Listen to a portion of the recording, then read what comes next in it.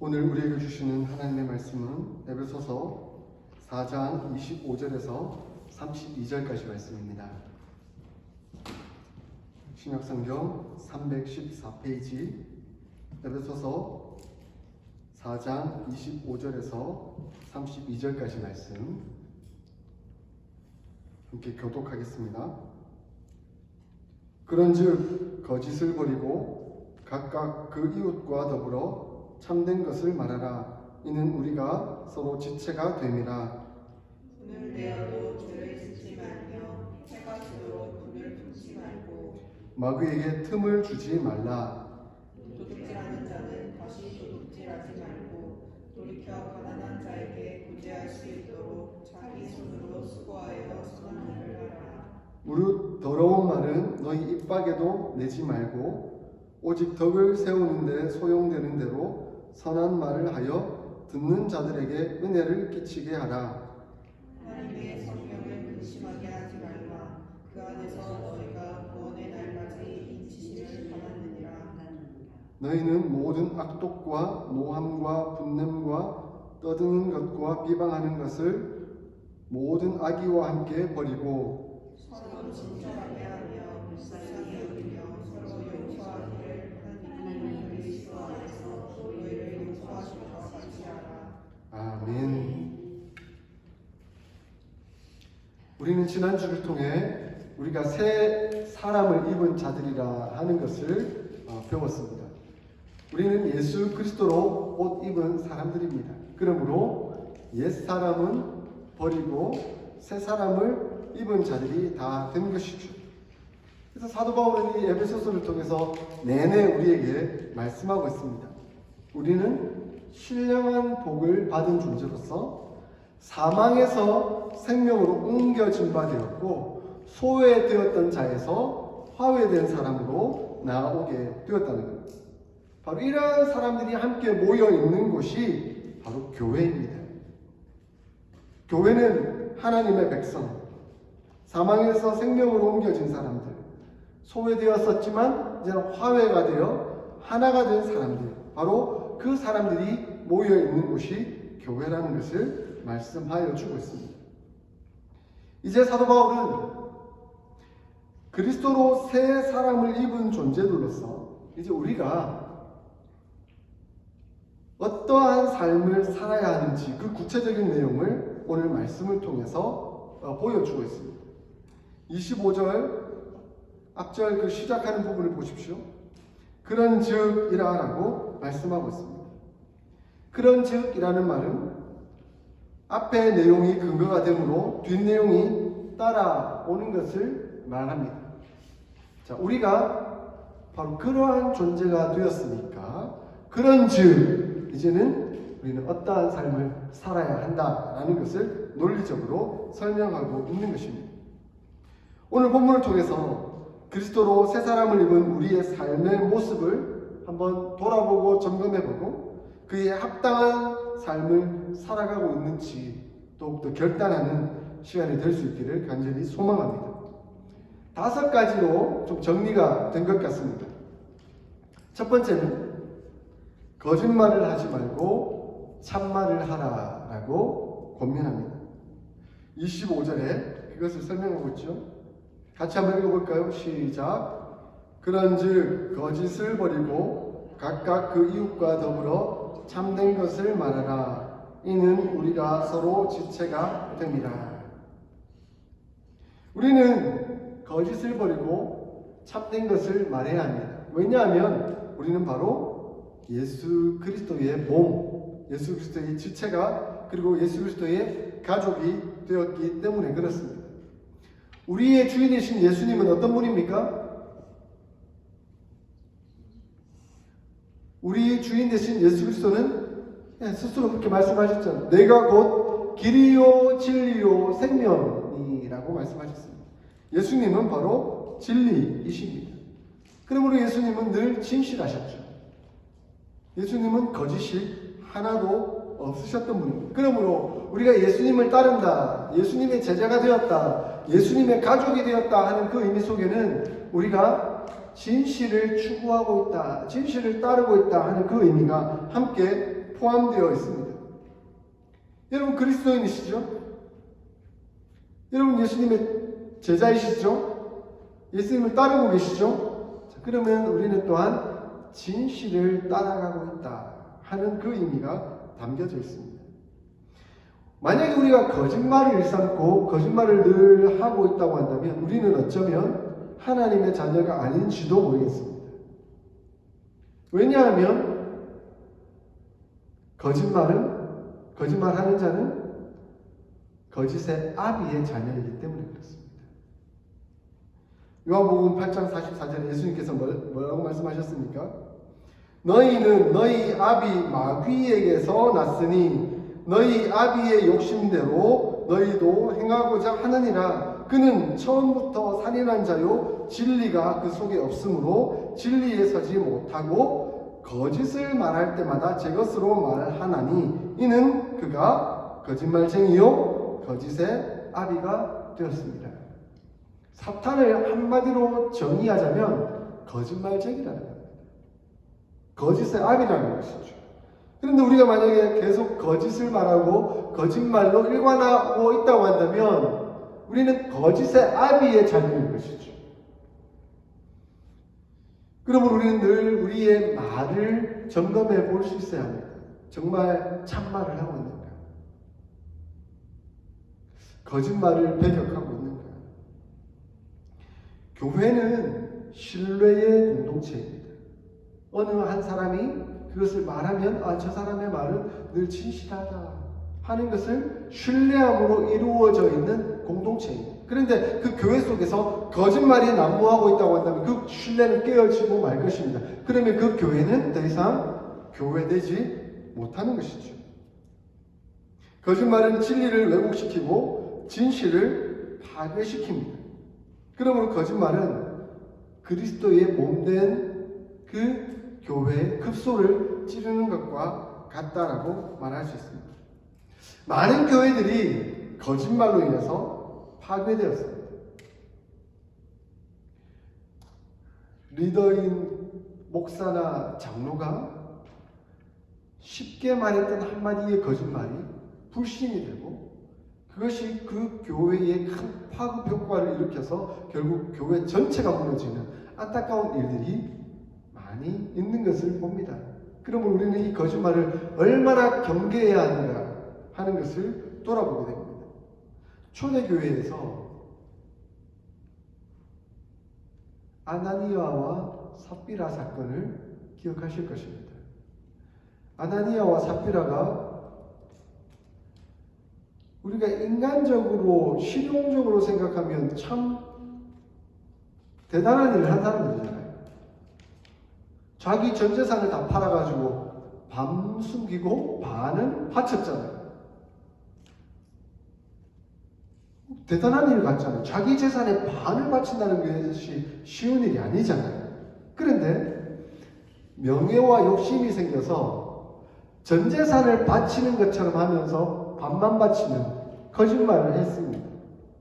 하나님은 그것을 용납하지 않으셨습니다. 두 사람 모두 죽게 되었죠.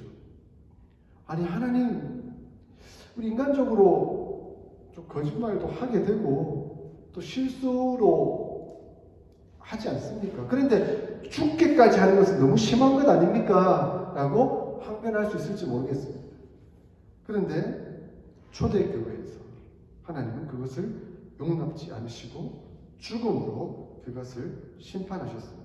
이 사건은 하나님께서 그 교회에 얼마나 정직을 요구하고 계시는지, 거짓말을 얼마나 싫어하시는지 하는 것을 적나라하게 보여줍니다. 오늘 우리가 만약에 초대교회처럼 거짓말하면 죽는다 그러면 우리가 몇이나 살아남아서 이 교회에 앉아 있을 수 있을까요? 늘 하나님 앞에서 두려워해야 합니다.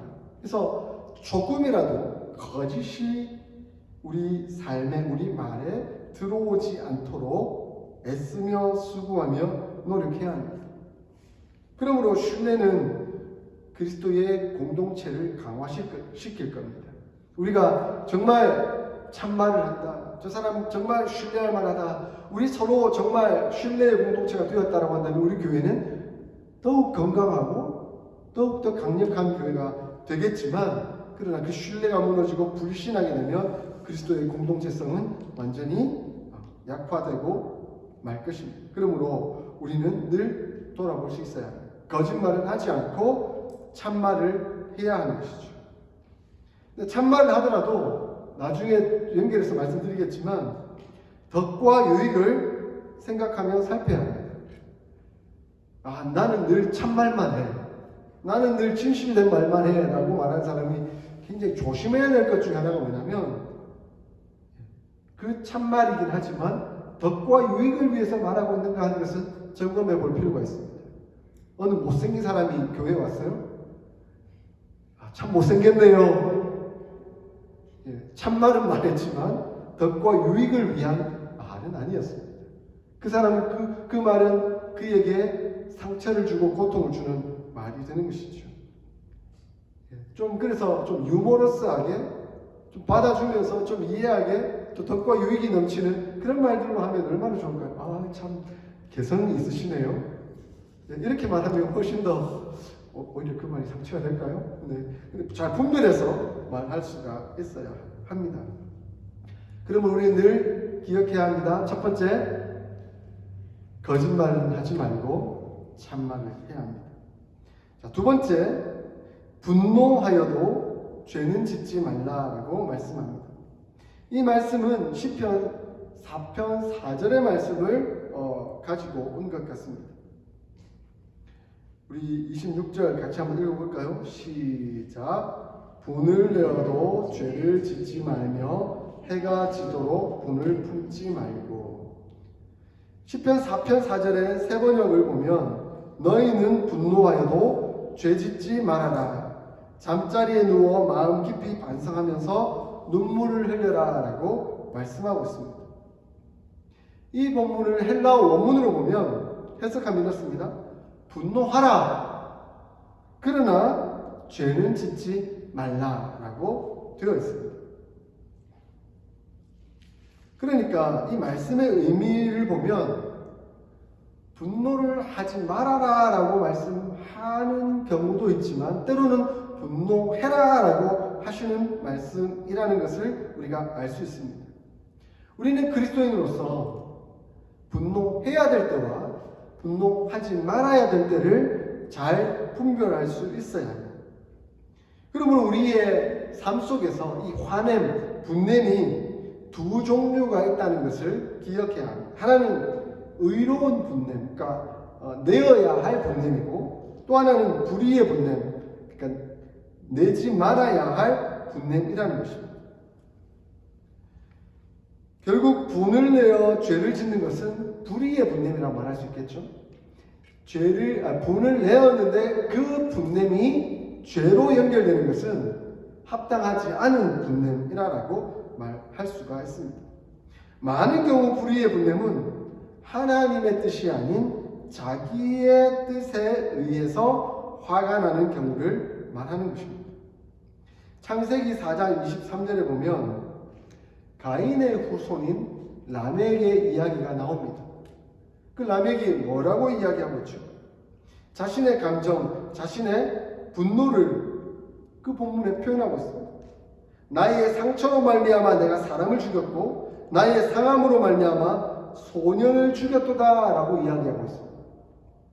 한 소년이 몇몇의 소년이 자기의 마음을 조금 상하게 하고 불필요한 마음을 거스리는 그 감정을 좀 거스리는 그 말을 했다는 것에 대해서 자기가 분노합니다.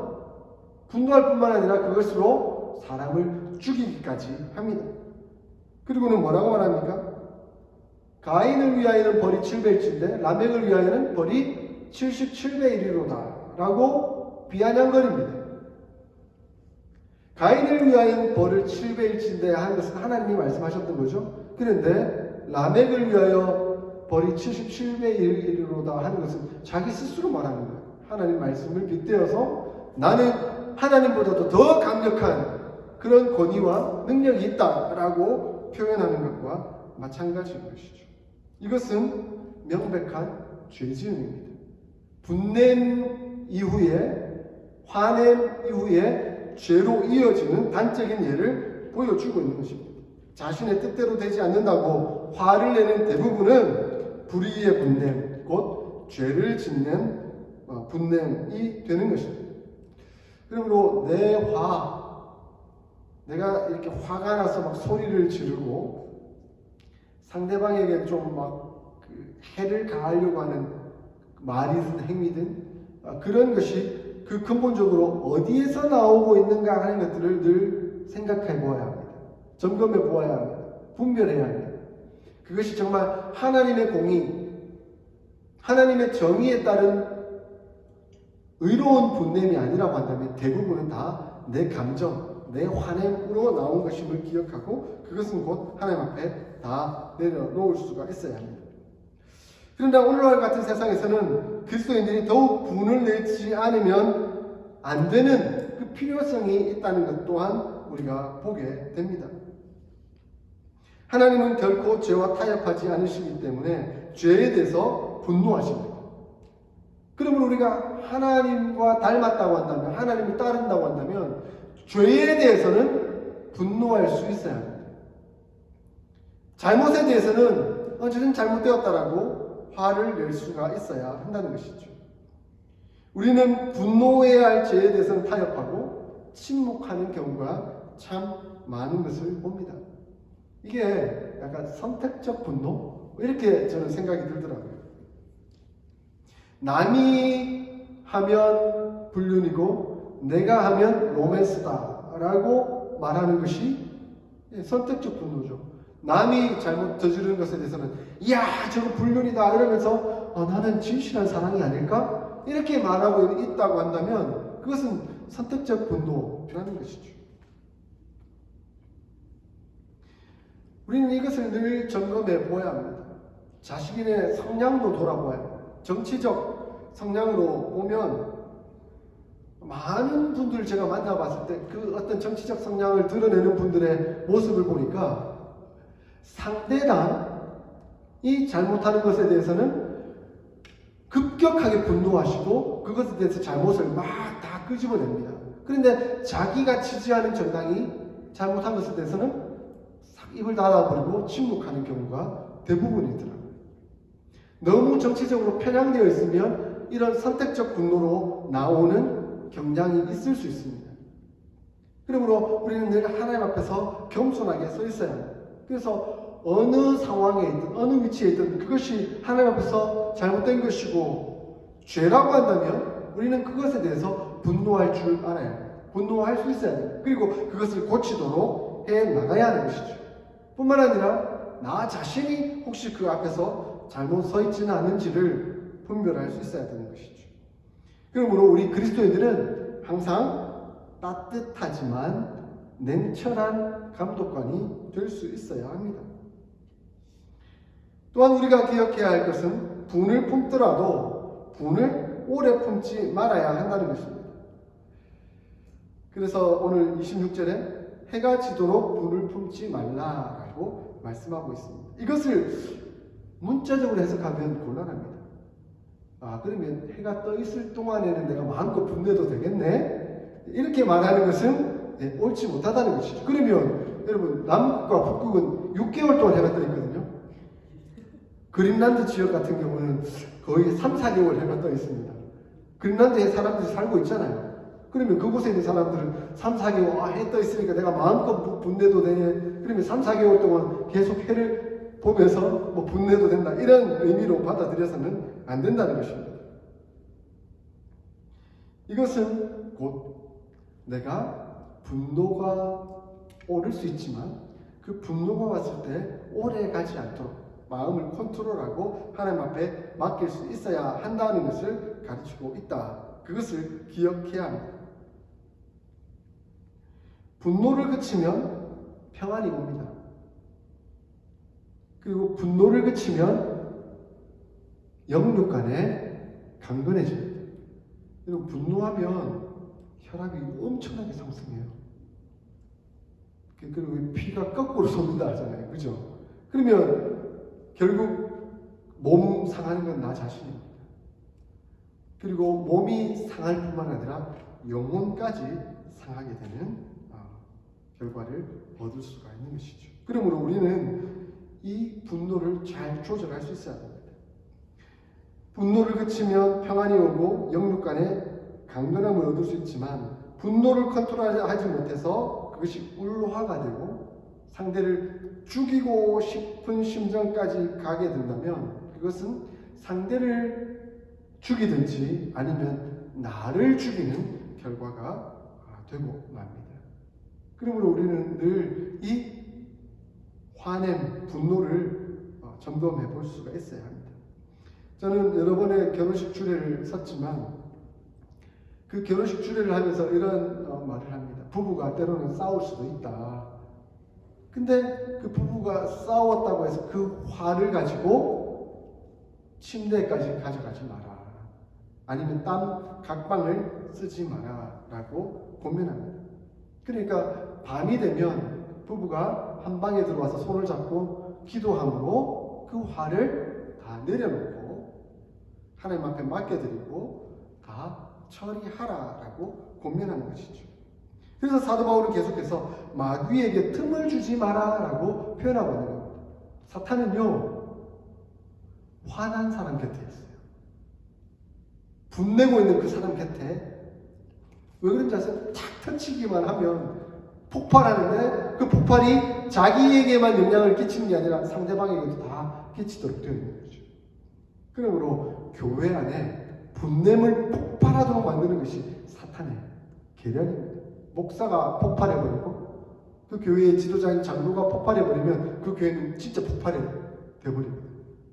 그거를 사탄은 잘 알고 있습니다. 그래서 사탄은 분을 내는 사람 주위에 항상 숨어 있다가 그 상황을 이용해서 그들에게 증오심이나 격동함을 일으키고 이간질시켜서 분열되게 만드는 것이죠. 그러므로 마귀 편에 서도록 하는 겁니다. 주의해야 합니다. 세 번째, 도둑질하지 말고 선을 베풀라라고 말씀합니다. 28절 같이 한번 읽어볼까요? 시작. 도둑질하는 자는 다시 도둑질하지 말고 돌이켜 가난한 자에게 구제할 수 있도록 자기 손으로 수고하여 선한 일을 하라. 도둑질하지 말라라는 말은 10계명의 8계명입니다. 그래서 제가 이 설교 준비를 하다가 8계명을 다시 한번 좀 점검해보자 라고 해서 제 설교를 다시 들었습니다. 10계명 강해의 8계명 설교를 다시 들었습니다. 올해 1월 17일에 했더라고요. 기회가 되면 다시 우리 교회 홈페이지에 들어가셔서 이 8계명을 설교를 들어볼 수 있었으면 좋겠습니다. 이 설교를 제목을 제가 이렇게 정했더라고요. 탐욕을 경계하고 사람을 보호하라. 그러니까 이 도적질하지 말라, 도둑질하지 말라는 말은 탐욕을 경계하고 사람을 보호하라라는 의미가 담겨져 있는 것입니다. 도둑질하지 말라는 의미는 단순히 다른 사람의 돈이나 소유물을 훔치는 것이 아닙니다. 그것을 넘어서서 상대방을 보호해주는 겁니다.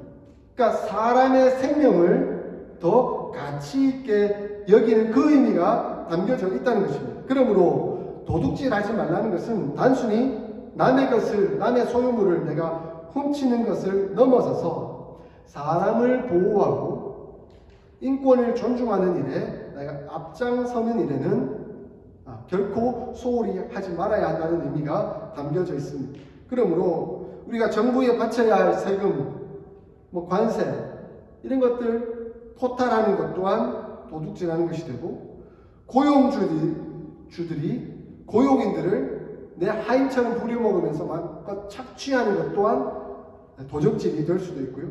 반대로 고용인들이 고용주를 속이고 제대로 일을 하지 않거나 규정된 시간보다 짧게 일하는 것 또한 도둑질이 될 수 있다는 것을 우리는 기억해야 합니다. 그런데 우리가 성경을 보면 때로는 구약 성경에 남의 밭에 들어가서 밀 이삭 떨어져 있는 것을 주워 먹는 것, 그것은 도둑질이 아니라라고 표현하고 있는 것을 봅니다. 그것은 가난하고 고통당하며 어려운 사람들을 우리가 이해하고 위로하고 도와줄 줄 알아야 한다는 의미가 담겨져 있는 것이죠. 그래서 우리가 교회에 헌금을 해서 구제를 한다든가 아니면 우리 국가에 세금을 내어서 그 세금을 통해서 가난하고 어려운 사람들을 돕는 그런 구제 방책은 성경적인 일이 되는 것이죠. 그러므로 우리가 그 일을 하는 것에 소홀하게 여기지 말아야 하는 것입니다. 그러므로 우리는 그것을 통해서 서로를 존중하고 서로를 보호해야 한다 하는 것을 늘 기억해야 합니다. 일을 할 수 없고 고통당하며 어려운 처지에 있는 사람이라고 한다면 하나님께서 나에게 베푸신 재물, 비록 내가 노력하여 번 것이지만 그것 또한 하나님의 은혜가 아니었다면 벌 수 없었다는 것을 기억하고 청지기의 사명으로서 그것을 나누어 줌으로 그들과 함께 더불어 살아가는 그 삶을 살아가는 것이 필요한 것입니다. 그것이 바로 도둑질하지 말고 선을 베푸는 우리의 삶이 되는 것입니다. 그래서 사도 바울은 더 적극적으로 수고하여 자기 손으로 선한 일을 하라라고 말씀합니다. 내가 수고하여 애쓰고 돈을 벌어라. 그것을 통해서 나와 우리 가족을 함께 경제적으로 안정되게 살아갈 뿐만 아니라 또한 선을 베푸는 그런 노력들로 이루어 가라라고 말씀하고 있는 것입니다. 네 번째는 더러운 말은 말고 선한 말을 하라라고 이야기하고 있습니다. 29절 같이 한번 읽어볼까요? 29절 시작. 무릇 더러운 말은 너희 입 밖에도 내지 말고 오직 덕을 세우는 데 소용되는 대로 선한 말을 하여 듣는 자들에게 은혜를 끼치게 하라. 여러분의 주된 말들은 어떤 말이세요? 정말 남에게 은혜와 덕을 끼치는 말이세요? 아니면 아무 쓸모없는 말이세요? 아니면 남에게 상처를 주는 말이세요? 이 더러운이라는 말은 썩은 나무나 썩은 과일에 사용되는 말입니다. 그러니까 한마디로 썩었다 하는 표현인 것이죠. 듣는 사람들로 하여금 기분 상하게 하는 것을 의미합니다. 우리 입에서 썩은 말, 더러운 말이 나온다는 것은 곧 그 사람들의 마음을 상하게 하는 말이 되는 것입니다. 하나님께서는 우리에게 언어를 허락하시고 말의 은사를 허락해 주셨는데 우리는 이것을 남에게 해를 끼치는 일에 사용하지 말고 오직 덕을 세우는 대로 소용되는 말로 건설적으로 사용할 수 있어야 합니다. 그럴 때 우리는 우리의 말을 듣는 사람들에게 은혜를 끼칠 수가 있게 되는 겁니다. 우리의 말로 남을 아프게 하는 대신에 말로써 남을 도와주고 위로하며 기쁘게 해주고 격려하며 힘을 북돋워주는 그런 말들을 할 수 있어야 합니다. 저는 특별히 이 부분을 묵상하면서 특별히 미국에 있는 한인 교회들에게 이게 더 깊이 적용된다는 생각이 들었습니다. 우리는 미국에서 소수민족으로 살다 보니까 이 한인들끼리 너무 잘 아는 거예요.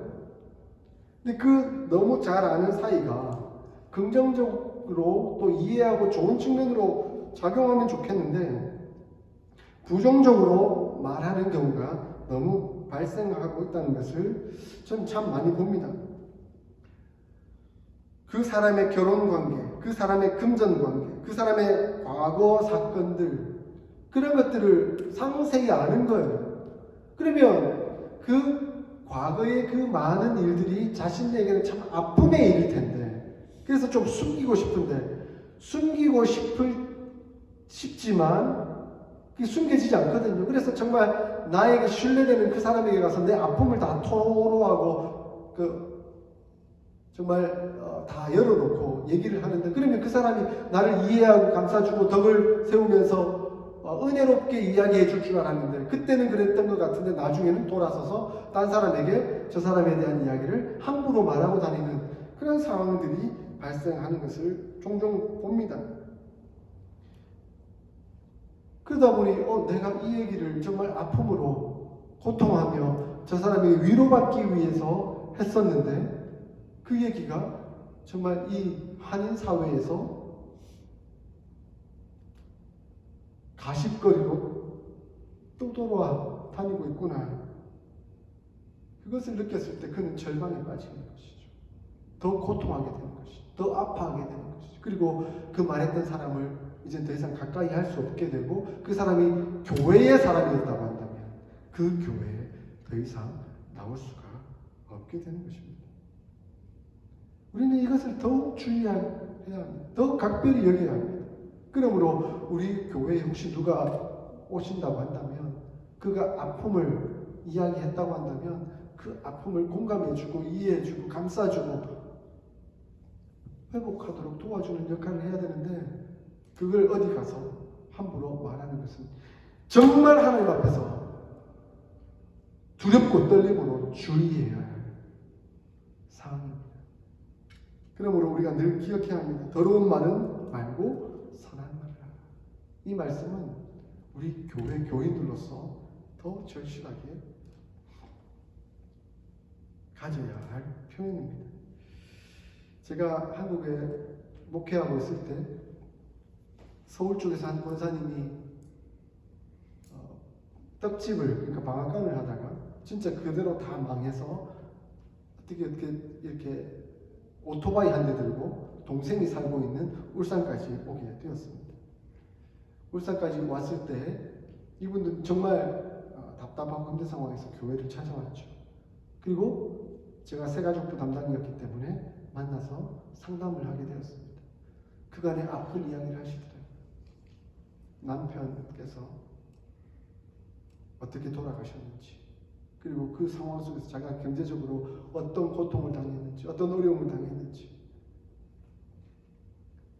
그런 이야기를 들었을 때 저는 그분과 함께 아브라함이 갈 바를 알지 못하고 하나님께서 명령하신 대로 하루하루 순종해 갔을 때 나중에 하나님께서 그를 축복하시고 그를 통해 어떻게 역사하셨는지 그걸 보지 않느냐.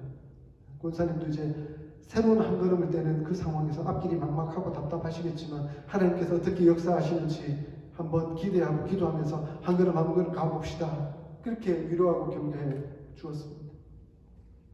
권사님은 제 그 말을 잊을 수가 없대요. 그렇게 위로하고 격려했던 그 이야기를 잊을 수가 없었대요. 그리고 그것에, 그 말에, 하나님의 말씀에 위로와 용기를 얻어서 청소하는 일을 시작하셨어요. 하루하루. 누가 맡겨주면 일당 받고 그 집 청소해주는 일 열심히 하시는 거예요.